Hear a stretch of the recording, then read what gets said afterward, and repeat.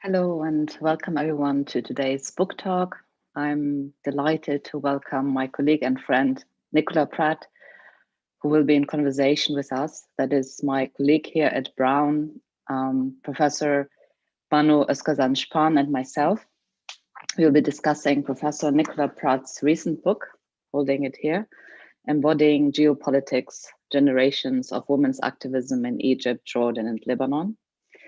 My name is Nadia Ali, and I am currently director of the Center for Middle East Studies here at Brown. I'm also professor of anthropology and Middle East studies. Before I continue, I just wanted to let you know that there is Arabic translation available, so you can go to the Arabic channel and you should be able to listen to a simultaneous translation. In terms of the talk today, it is part of a wider series that I've been trying to host here, and that is part of my attempt to focus on the centrality of gender and sexuality, trying to understand and analyze the Middle East and North Africa as well as its diasporas.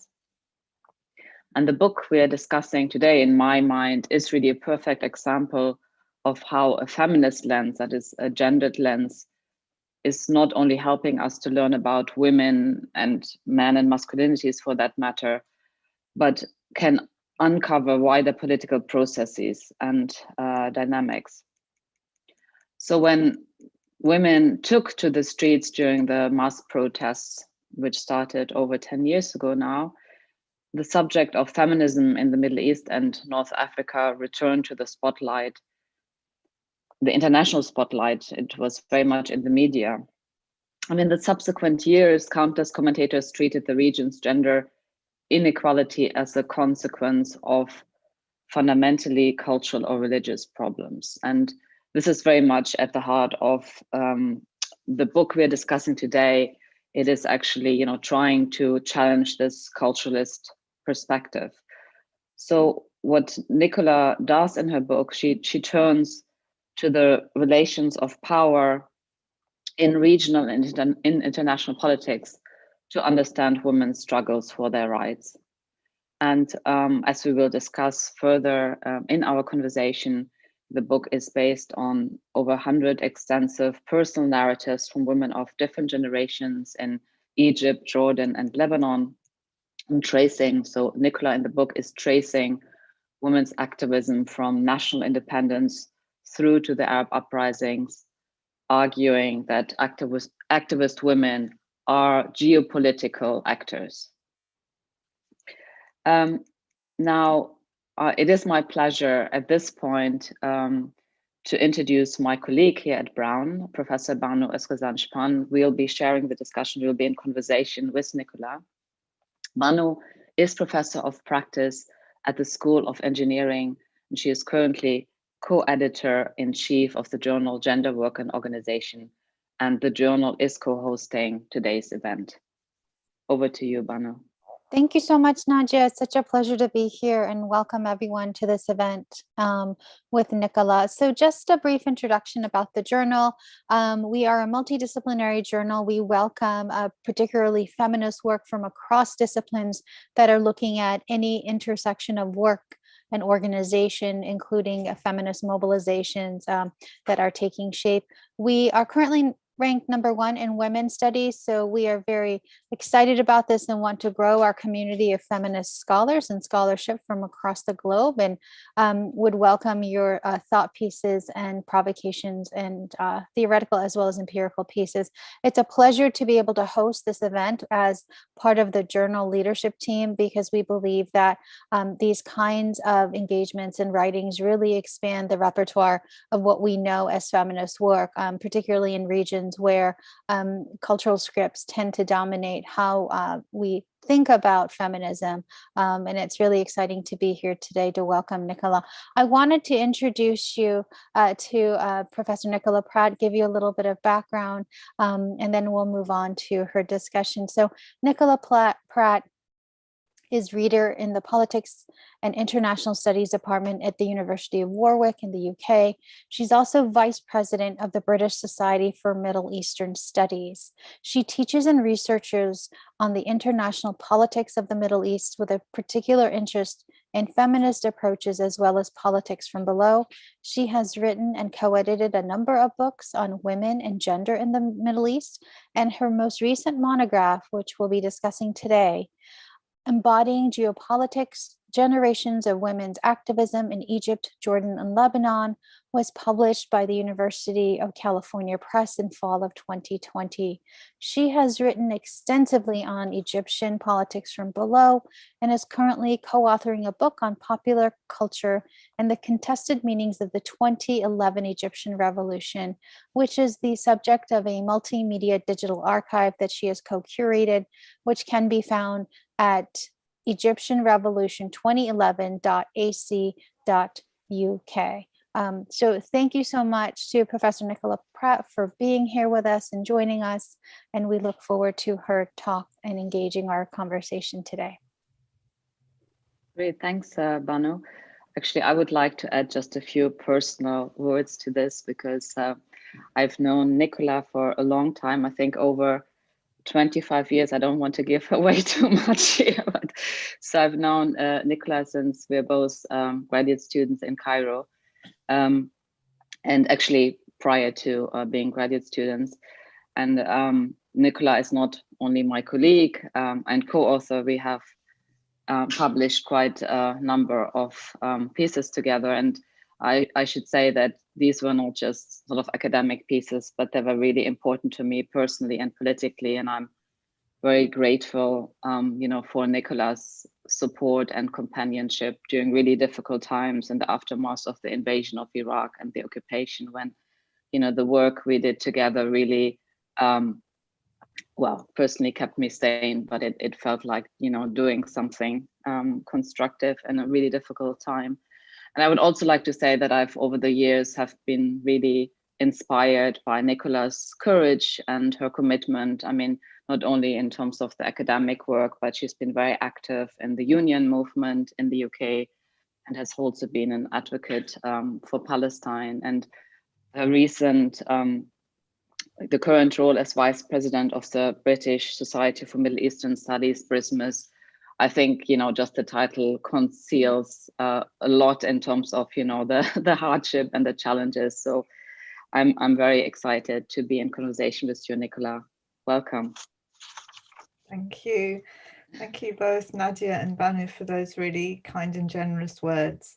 Particularly Nadia, you're going to make me cry in a minute. That was very touching. Thank you. Thank you for the invitation to be here today.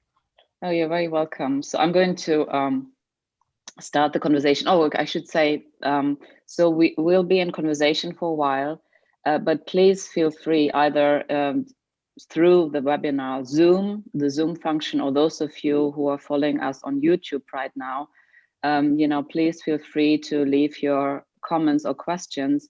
We actually have someone who is monitoring the YouTube channel as well, because we won't see this and will be feeding us questions. And as a reminder, again, there is Arabic translation, so you can go to the interpretation button and choose Arabic if you prefer to listen to Arabic. Okay, so Nicola, I guess you have also been in many events. I mean, recently there have been so many events and conversations talking about the 10 years of uprisings in the region. And, we've been trying to challenge some of the underlying misconceptions of the narratives around the uprisings. I mean, often they're very ahistorical. And so, I think, we both agree that it's important to see wider continuities in terms of protest, dissent, and mobilization. And of course, one of these problematic narratives has focused specifically on women's political mobilization. And your book tries to challenge the idea that women started to get involved during the uprisings. I mean, start to get involved politically during the uprisings. And so I guess my first question is then, can you say more about the historical context that you're addressing in your book? Sure, of course. So I wanted to demonstrate that there's a long history of women's mobilization and activism in the Middle East more broadly. Obviously, I'm just focusing in my book on Egypt, Jordan, and Lebanon. And that history of activism goes back at least to the early 20th century, with especially under colonial rule, with the emergence of anti-colonial nationalist movements, and then coming up obviously to the present day.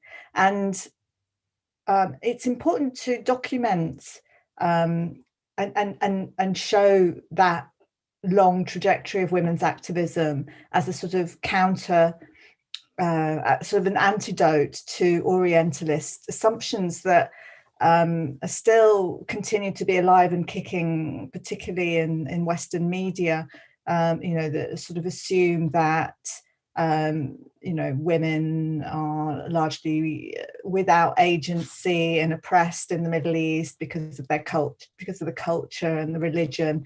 But I also, because I'm not the first academic by any means to document some of this history of women's activism, and Nadia, your work's been really important in this respect, in particular to the Egyptian women's movement. But I also wanted to sort of show that long continuity, sort of like not just focusing on one particular historical period, but that continuity from the colonial period until the present day, in order to sort of historicize women's activism. So in the book, it enables me to identify changes in women's activism over time, changes in the methods of activism or types of activism, the strategies that women pursue, the goals of their activism and the way they frame it. So identifying those changes over time, and importantly also the factors that have contributed to those changes. And in particular, I focus on the importance of geopolitical or political factors in that regard. And I think it's so important to understand this history, or to know this history, in order to understand contemporary women's activism, because so much of contemporary women's activism is informed by that history. There are both continuities but also ruptures. There are women's contemporary activism builds on that past, on that history of women's activism, but also to some extent, in some respects, disavows it. There's a sort of generational shifting that's really important to identify in order to understand the current moment. So yeah, that's basically what I try to do in the book. Great, yeah, thank you. Yeah, I think this point about the generational shifts is so important and gets often ignored, but it's very important, or is often quite central in actually understanding shifting dynamics. Yeah. Manu, would you like to continue? Yeah, so thank you for that, Nicola, for contextualizing sort of the historical ways in which activism has taken shape through women's activities, potentially differentiating over generations and time. So my thought is, in your book, you develop very cohesively this argument around women's activism as being viewed as a form of embodied geopolitics. Could you share with us what you mean by that term? Mm-hmm. Sure. So for some people, actually, when I was sort of testing different possible titles for my book amongst friends on Facebook, quite a few people really didn't like the term geopolitics, because understandably it's very much associated with, dominant power, or, powerful Western nations sort of rationalizing their pursuit of global dominance or what have you. But I'm using the term building on a body of critical work within geopolitics. So critical geopolitics, feminist geopolitics, as well as feminist international relations and post-colonial international relations thinking. And therefore, this body of knowledge highlights the importance of gender in the rationalization and the exercise and the spatialization of power. So particular forms of gender relations, gender norms, modes of sort of femininities and masculinities are all important for geopolitical processes to occur, and such as state building, relations between states, the whole way in which we understand how the international state system works. These are all gendered concepts that rely on particular notions of gender. On the other hand, I'm also building on Judith Butler's idea of gender as performative. So seeing activism as embodied, seeing women's activism as an embodied activity means that I'm paying attention to the way in which activism is conducted by gendered bodies.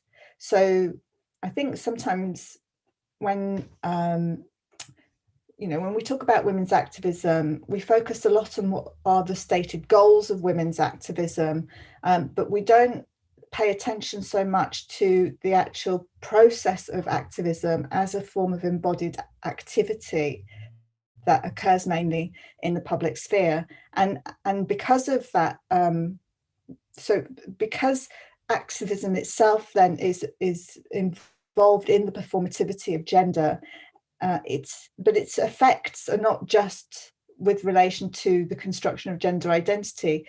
Its effects go beyond that, because gender has such an importance for politics, for geopolitical processes. And also thinking about activism as embodied also means paying attention to the relationship between the body and the context in which that body is sort of interacting.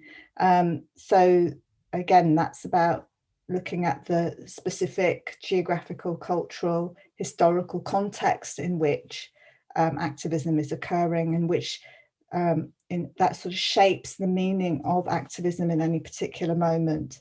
And in the book, I pay attention in particular to colonialism, anti-colonial struggle, the post-colonial state building moment, and how these different historical moments have been quite key to shaping the sort of constructions of gender, and how then women activists perform their gender through their activism, and then the effects that gender has in interaction with wider processes of anti-colonial struggle and state building, etc.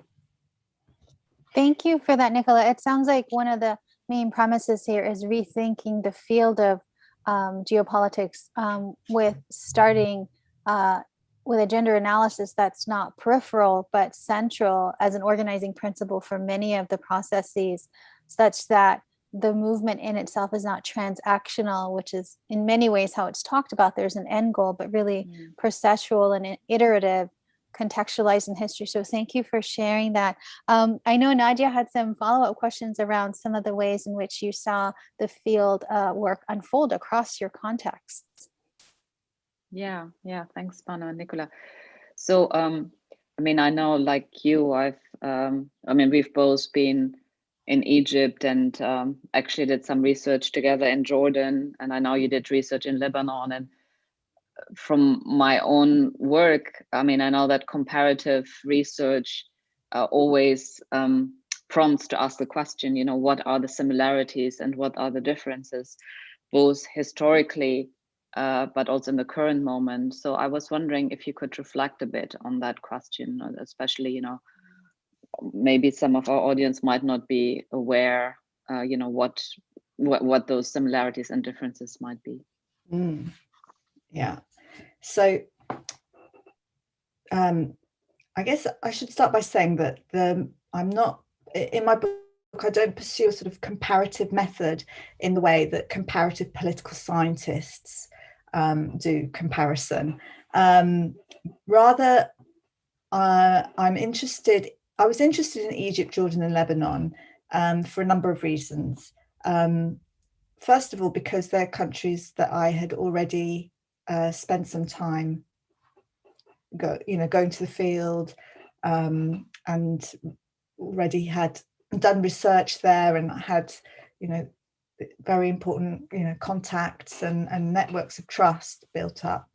And I think without those networks of trust, it would have been impossible to do this sort of research, which relies very heavily on, gaining access to women and them trusting you to tell them their personal history.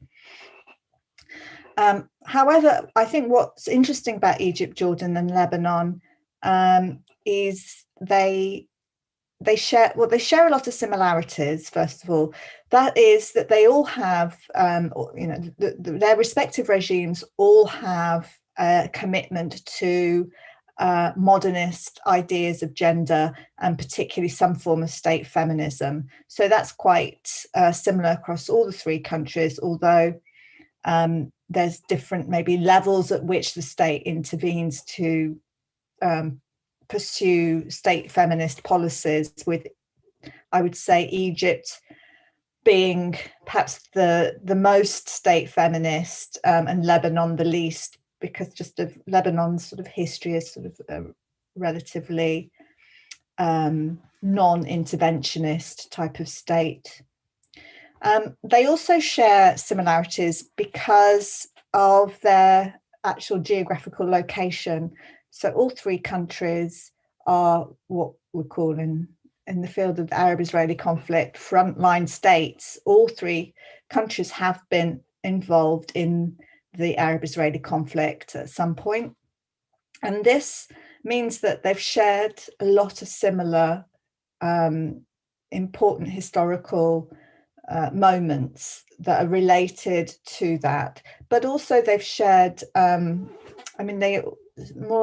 very similar times of decolonization, of gaining national independence, and similarly they all, like all of the countries in the region, they've gone through the Cold War and the post-Cold War period. The fact that US is hegemonic in the region has impacted all three of them.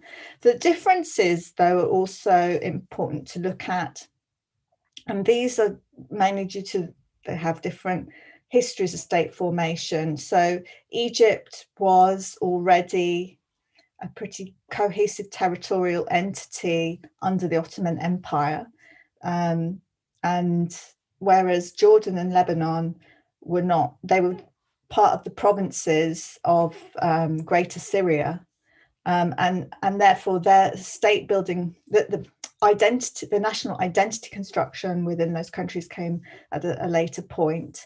And I think, especially for Jordan and Lebanon, where not only have you got a recent sort of a very recent history of nation state identity building, but also you've got very could say, without sounding too deterministic or Orientalist, you've got sort of a multi-religious or fragmented, socially fragmented types of population, and this has impacts on how regimes have been able to consolidate their power.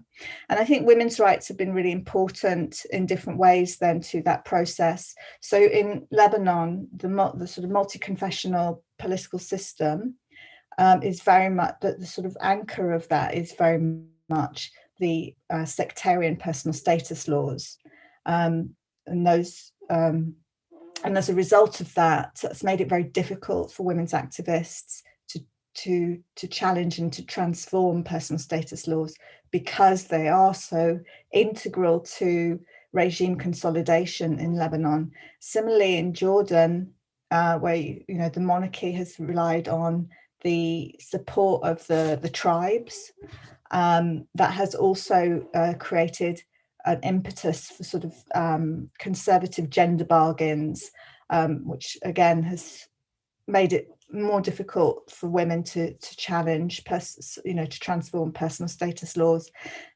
So in comparison, Egypt, there's been perhaps more opportunity. Although that's not to say that somehow Egypt is the model to which other countries should aspire in terms of its personal status laws, but there is this sort of relative, that you can see these sorts of relative differences between the three countries that I argue are linked to those histories of state formation and challenges of regime consolidation in all three. Yeah, thanks. Yeah, I mean, that's I found, one of the most interesting aspects of your book, the kind of balancing on the one hand, creating this more, general narrative about the dialectic between, the gendered politics of feminist mobilization and the wider geopolitics and how they play into each other. And of course, big sort of narratives and developments here are clearly, anti-colonial struggle. I mean, colonialism originally, but then the independence struggles and the post-colonial state formation, but also very much key, the Arab-Israeli conflict and how this has developed. But you also refer, of course, to Islamization and the rise of Islamist movements. And yeah, but then, at the same time, when I also think about the three countries, as you say, the demographics are quite different, and the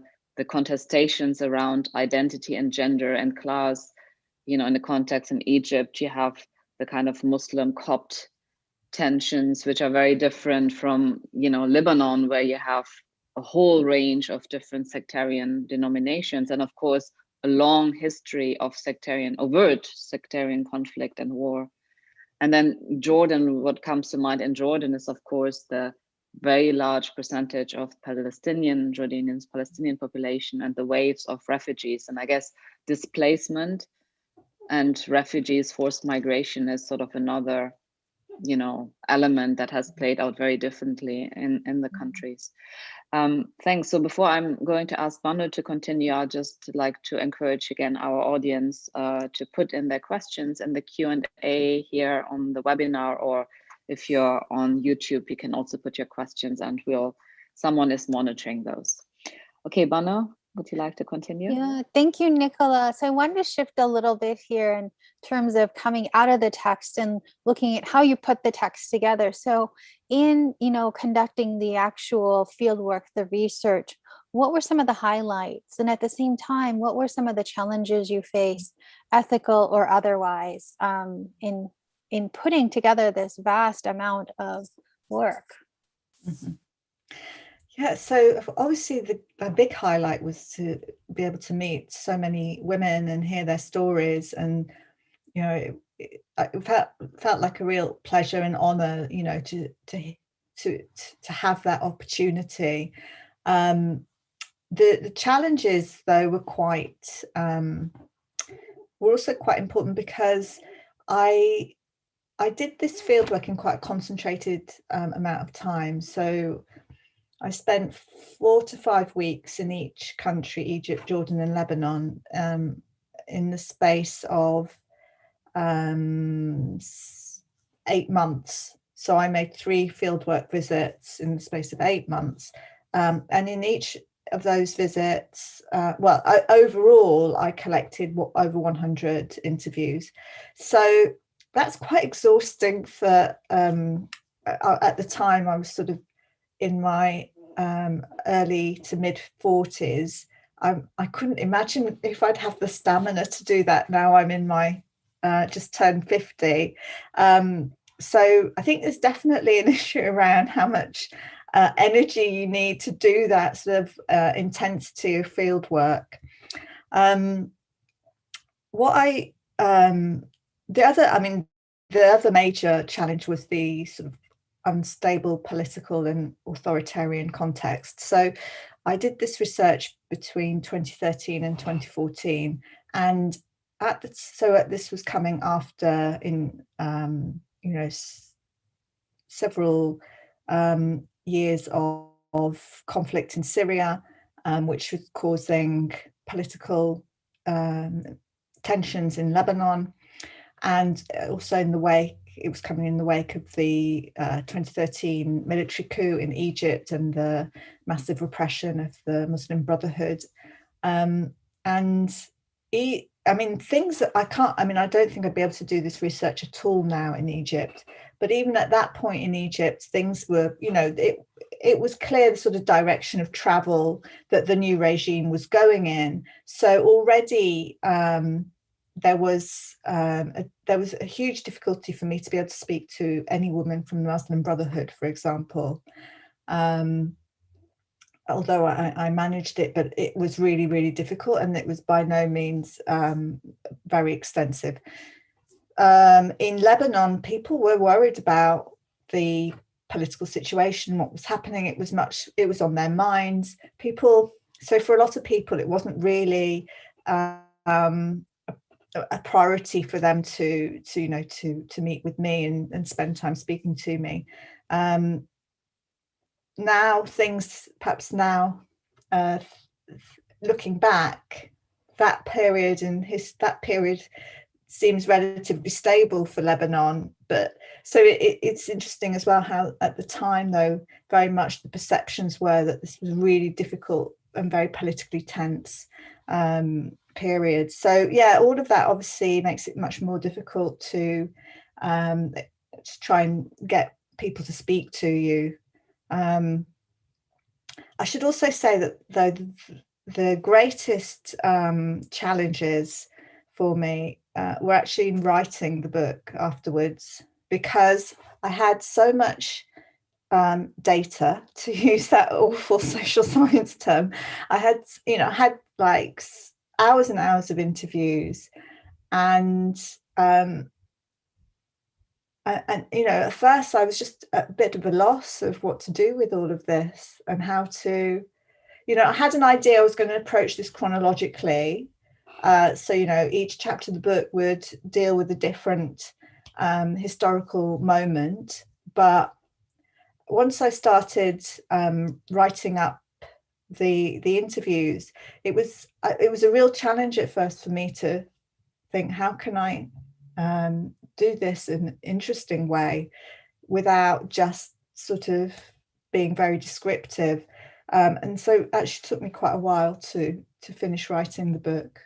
So right from 2014 until 2019. Yeah, and thank you for sharing that. I think it's always amazing to think about how we whittle down the amazing amounts of data, information, and personal narratives, I think are particularly challenging. So thank you for sharing that. I always think about what would the next iteration of such a book look like, going forward. Where will we be in 10 years? So thank you for sharing the processes through which and the challenges you faced in putting this together for your audience. So it's such a pleasure to be able to read it. So I'll pass it on to Nadia. I know, she had some questions around knowledge. Yeah, well, actually, you mentioned data, and I know that we've had, so many conversations, and we're of course also now actually trying to write a book together. And one of the things that we're trying to do in that context, but I know you were also trying to do previously in your work, is to not treat people in the region as data, right? Sort of this is of course has been the history of knowledge production about the Middle East, this kind of even some of the kind of post-Orientalist scholarship, very much looking at people, including women activists, as objects of our knowledge production, but not as subjects. And so I know that you have been very much interested also in this attempt to decenter, what is kind of, it's not homogenic, of course, Western academic knowledge production, but this idea, okay, so there is data and we are producing knowledge in Western institutions. So I'm wondering, how did you actually try to address that dilemma in the book? And how are you thinking about it? Are you thinking about it as an ethical question, as an epistemological question? What were your guiding principles? Yeah, so certainly I didn't want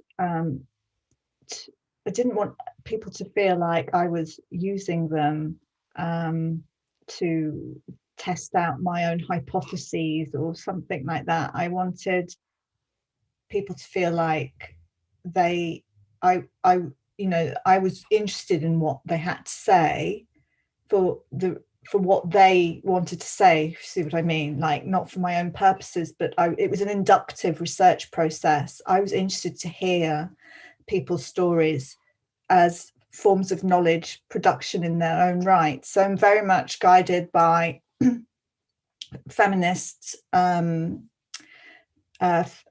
research, ethics and epistemology. I mean, and I think the two, ethical and the epistemological, are very much interrelated for feminists. So this was really important for me to, for me, my interviewees are themselves producers of knowledge. It's situated and embodied knowledge about the politics of the Middle East, and the use of personal narratives was a really important method for me in this respect, because I think personal narratives are an excellent method for revealing those sorts of for that sort of embodied and situated knowledge.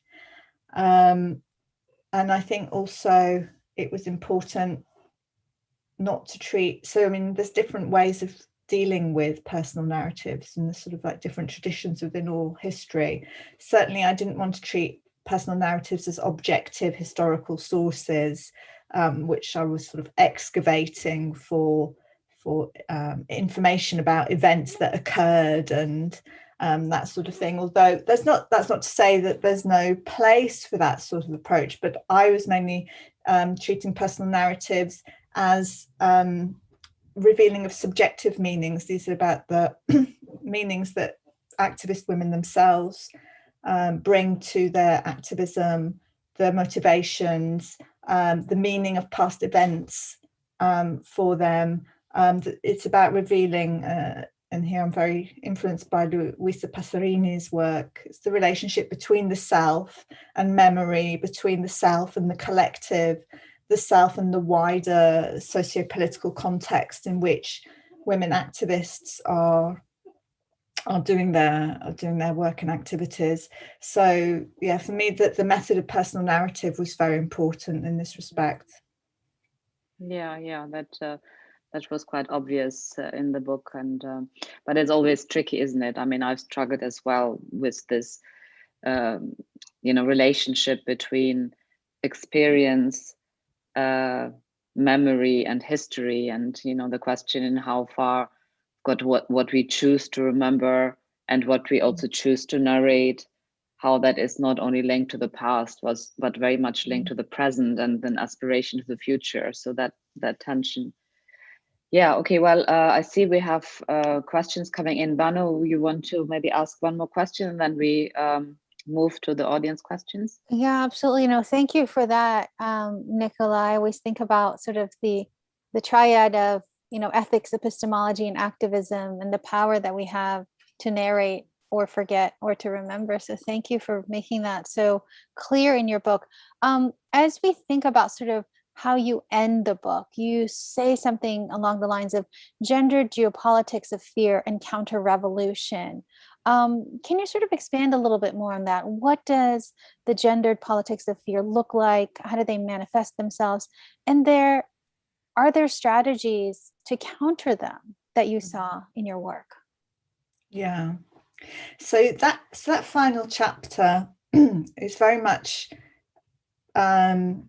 illustrative of the problems of modernist notions of gender. That is, like, seeing gender or women's rights as always something progressive, and in fact it's not only in that chapter, but I think particularly in that chapter, it's very much highlighted how women's rights and gender issues can become, and not just can, but often are implicated in authoritarian projects, in securitized and exclusionary and repressive projects as well. It's, I guess, a bit of a pessimistic note, you know, in the wake of the Arab uprisings. But I thought it was something that very much came out of my interviews, that by gendered politics of fear, I mean the way in which women's fears about their personal rights and freedoms, about their security and the security of their families or friends, how those fears became mobilized and deployed within these sort of narratives of counter-revolution and securitization and repression, specifically because of the way that these gender issues were constructed in ways that reproduced a racialized other that was a threat. And in the case of Egypt, that was the Muslim Brotherhood. In the case of Lebanon and Jordan, it was Syrian refugees. So these racialized others were constructed as the threat to these women's lives, to their personal safety. And as a result, that served to then somehow normalize or justify the violence and repression that has been enacted against these groups. But it's also very important to point out that sort of fear is something, you know, I'm building on other authors here, that fear is not something that's sort of natural. It is socially constructed, and it's very much linked to, it's constructed in relation to people's everyday experiences, and particularly fear can emerge out of contexts of inequality and marginalization. So these women saw themselves as the victims, and that enabled them to justify why others should be the target of repression or containment. I mean, I think in Jordan and Lebanon, it's not that women activists were sort of calling for Syrian refugees to be, you know, they weren't calling for any sort of violence against Syrian refugees, but they were seeing Syrian refugees as a threat that needed to be contained and policed. You know, that Syrian refugees are potentially, especially men, a source of violence and instability. So definitely for me, this was it was difficult to hear these things. So I do want to sort of try and situate them and to understand why they emerged. As I say, they were, you know, they're socially constructed fears.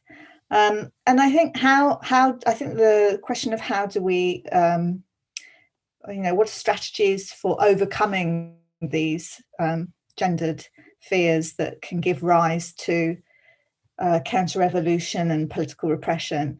I think, first of all, it's important as feminists to be aware of the wider geopolitical context in which discourses of women's rights and gender issues are circulating, and that women's rights cannot be decoupled, cannot be sort of seen in isolation of wider geopolitical contexts. So it's really important then to avoid depoliticized models of women's rights or other types of important gender issues. You know, that I think that's a really important strategy.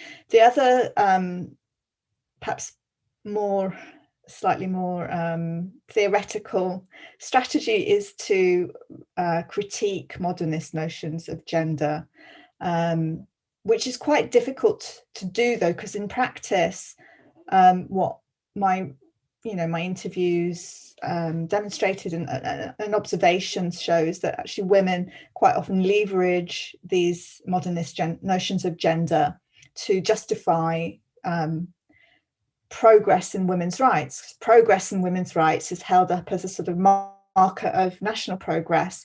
So that that coupling of gender with national modernity has often worked in favour of women's rights. But of course, then the problem is that, as I said, you can't decouple that from a wider geopolitical context where potentially women's rights may be being used in ways that justify repression or domination. So I think it's a longer term project to sort of critique and think what would alternative notions of gender look like if we abandon modernist notions of gender. What's the alternative? I'm not sure I've got that answer at the moment. Banu, shall I read out some questions? I think I moved to that. Absolutely. Yes, we have quite a number of questions. So if it's okay with you, Nicola, I'm going to read out a few questions. Okay. Because in the interest of time, and I'm just skimming through them. Okay, so I'm reading out a question from Etimat Matar. Can you please give examples of the shifting dynamics of women's activism throughout the history of the studied countries? So that's the first question. Then we have a question by Hamida Zaberi. The question I have is a little beyond the subject. As an Iranian feminist, I would like to know your perspective about the strong relationship between Arab feminists and Iranian feminists. Don't you think it can be a very strong movement against the religious patriarchal system? And how do you realize the current relationship between Middle Eastern feminists? And then I will read out a third question before handing over to you, Nicola. And that question is by Kevin de Jesus. What themes arose in women's articulations of their own constructions of themselves as geopolitical actors? And did you find these perspectives vary by country? Yeah. Mm-hmm. So we have a number of others. So if you could address those, and then hopefully we get to another round of questions. Okay, those are all really great questions. All right, I'll take them in order. So some examples of how women's activism has shifted over time. I think I would say that there's never one type of women's activism at any particular moment. There's always some diversity of women's activism. However, I think that in different periods of time, we can see certain forms of activism being more dominant than others, and also in certain periods are very much associated also with the emergence of new types of activism. So I guess what I would say is like anti-colonial struggle. This is where women very much, that their contribution to that anti-colonial struggle was very much in the field of welfare, social services. So you have women's associations emerging, and they saw themselves as playing an important role in terms of the uplift of the nation. And so these were very much upper middle class women's associations. In the post-colonial period, you have a continuation of that sort of activism, but then you have the emergence also of more politicized, although of course all women's activism is political, but I should say more, let's say women's activism associated much more with new ideological movements. So after 1948 and in the early years of state building, with the spread of pan-Arab nationalism and its popularity across the Arab world, you have this increasing association of women, or women re-signifying some of their sort of welfare and social services in line with these new ideological movements. After 1967, you get the emergence of, so also these are very much associated, I should say, with different generations of women as well, of radical new political and social movements, associated very much with the Palestinian national movement, you've got women for the first time becoming perhaps, in large numbers associated with political parties, political groups, and political movements. In the post-Cold War period, I'd say NGOization is the sort of hegemonic model of women's activism. And that's sort of continuing until today. The Arab uprisings did see a new moment of more grassroots, informal type of women's organizing, and to some degree that's continuing, not so much in Egypt because of the political repression, but I hope that gives a flavor of some of the different ways in which women's activism has changed over time, and in relation to and how those changes are very much linked to changing geopolitical dynamics.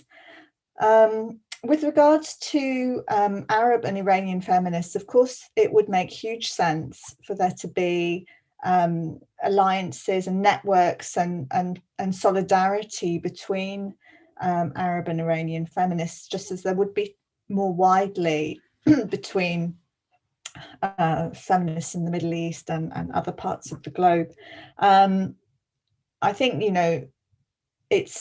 there's very clear geopolitical dynamics and tensions that make those sorts of networks and alliances very difficult and potentially dangerous for both Arab and Iranian feminists.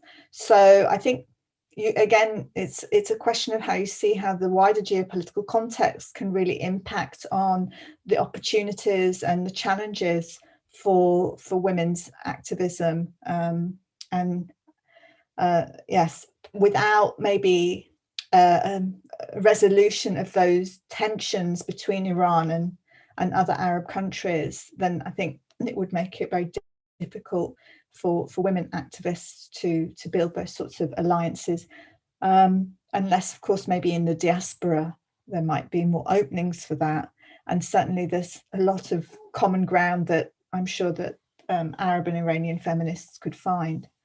The women, how did women, if I've correctly written down the question, how did women articulate their own personal constructions of themselves as geopolitical actors? So I would say that no woman used the term geopolitical in conversation with me. In fact, a lot of women don't like to think of their activism as political at all, because there's, let's say, dominant gender norms construct politics as something that's not proper for women, except in sort of exceptional circumstances, women have been managing to break that barrier, but a lot of women are not revolutionary or radical activists. That they don't see themselves in that way, and therefore they frame their activism in ways that seems unthreatening and respectable, such as, for example, helping people, providing services, doing voluntary work, helping women to know about their rights, that sort of thing. So even much more sort of political ideological women would not necessarily use the term use the term as seeing themselves as a geopolitical actor.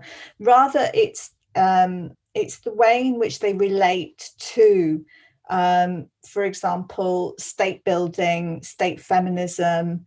They're situating themselves very much within the particular geopolitical context in which they find themselves.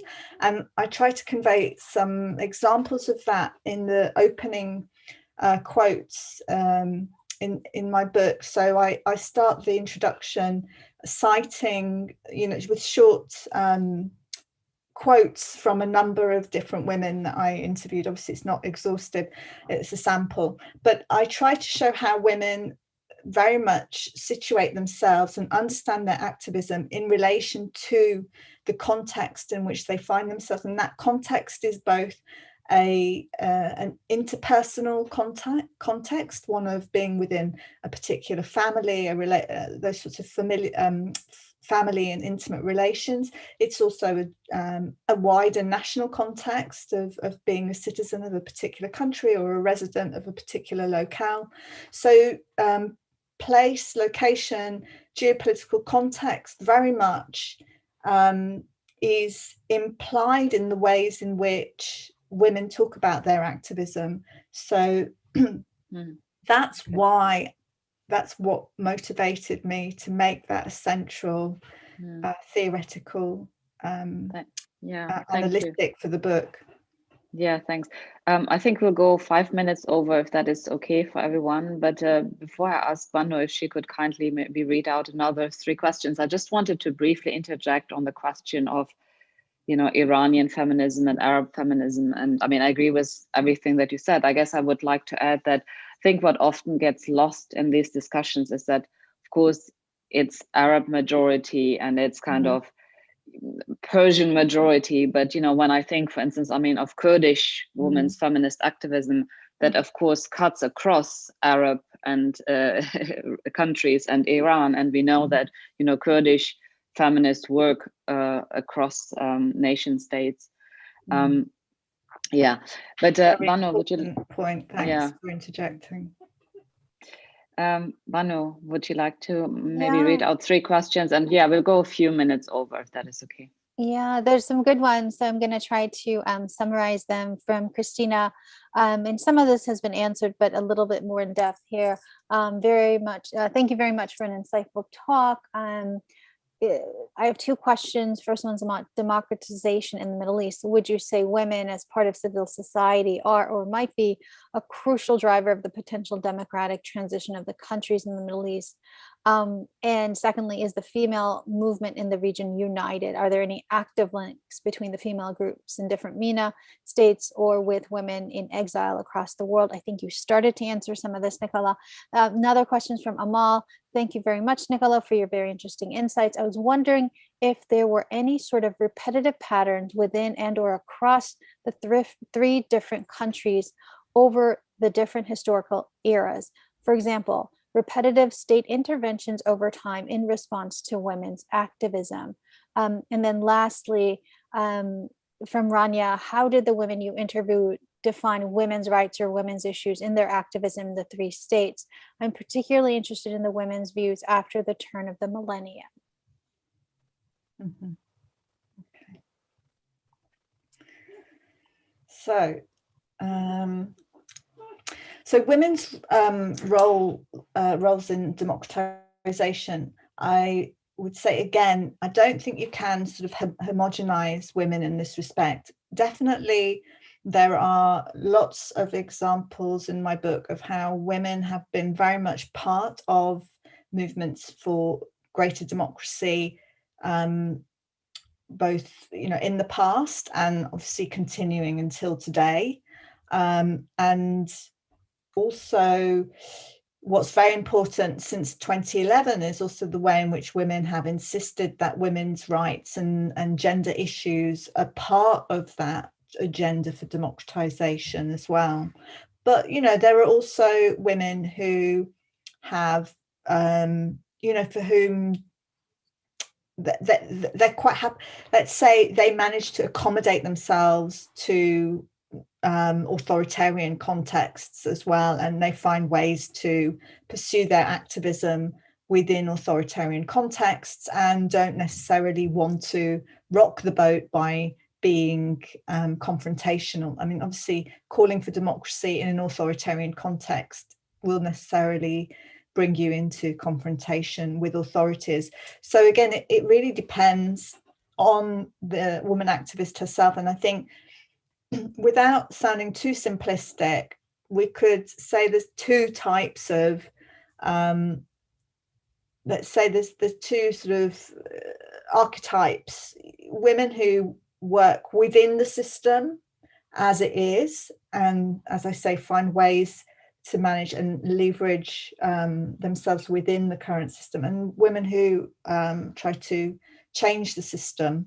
However, I would say that's also very simplistic, because one of the things I stress in my book is that women can be part of challenging dominant power relations at certain geographical scales, whereas they are accommodating them or sort of working with power within power relations at other scales. So women might challenge gender relations at the interpersonal level through their activism, but at the sort of national level, they are not pursuing that sort of confrontational strategy. So I also think it's important to think about the effects of women's activism at different scales, from the personal to the international.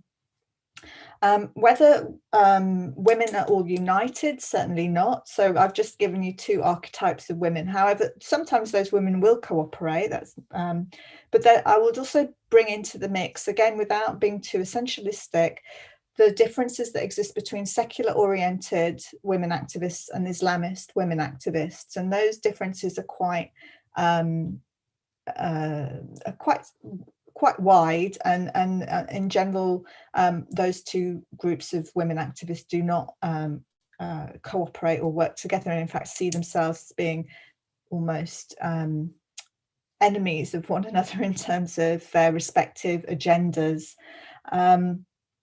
And I go into more depth in the book about sort of Islamist women, how they view their agenda versus secular women activists. However, I must say it's what's really surprising is how women, both secular women and Islamist women, often have very similar understandings of women's rights on many issues. The main difference is around CEDAW. That seems to be the major issue, is whether CEDAW, the Convention on the Elimination of Discrimination Against Women, should be a major frame of reference for women's rights in the region. But for example, I found very similar projects pursued by both Islamist women activists and secular women activists, such as the empowerment of women, leadership training, improving women's rights in terms of inheritance, increasing political awareness, a lot of very similar projects, because as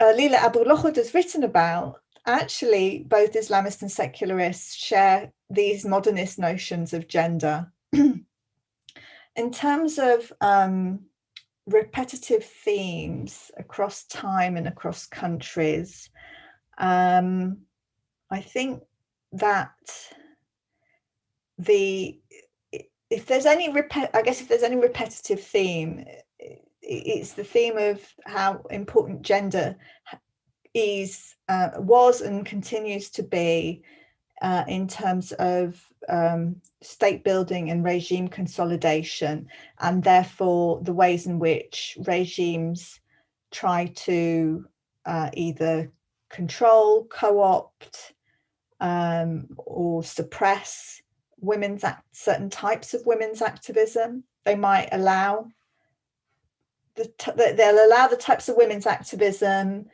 that's in line with their modernizing agendas, but will not be so keen to allow types of women's activism that in any way can be seen as a challenge to either regime leadership or would be seen as undermining regime authority. So yeah, there's probably some others. I think my brain's beginning to seize up a bit. We're running out of time as well, so don't worry. Maybe you want to answer the last question.